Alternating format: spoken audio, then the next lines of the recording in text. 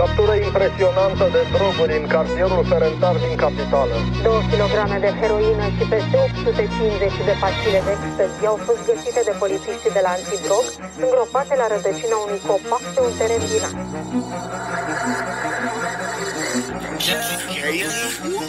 Și toată lumea e perversă și vor să te vadă jos și să te vadă la pământ. Și ei cu toți sunt bucuroși în sigur ochii într-o parte. Bravo puștule sus, dar nu știe nimeni frate prin câte am trecut. Au luat un jur mic, a dat un ce se vede traficant. Pe Insta poartă mace de față în față și poartă frica. Pe patul de spital nu te sună niciun frate. Și ține minte vorba asta, pista strica anturaje.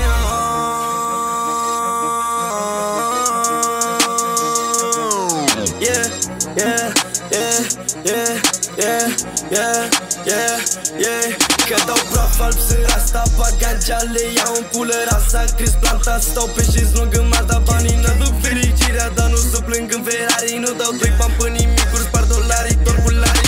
Maturizează-te și învață că viața nu-i rost. Un pas greșit într-o direcție chiar poate să schimbe tot. Lasă orice anturaj și ia-o pe calea ta, că la finalul zilei nu-i nimeni de partea ta.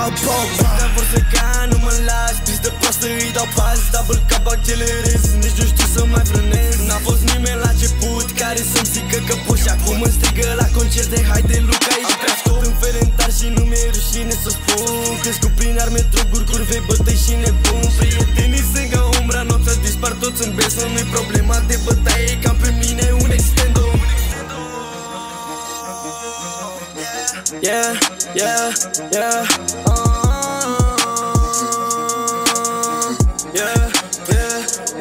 Că dau praf alb, sunt rasta, pagancea, le iau în pulă rasa. Că-s planta, stau pe șez lung în marta. Banii n-aduc fericirea, dar nu se plâng în Ferrari. Nu dau 2 bani pe nimic.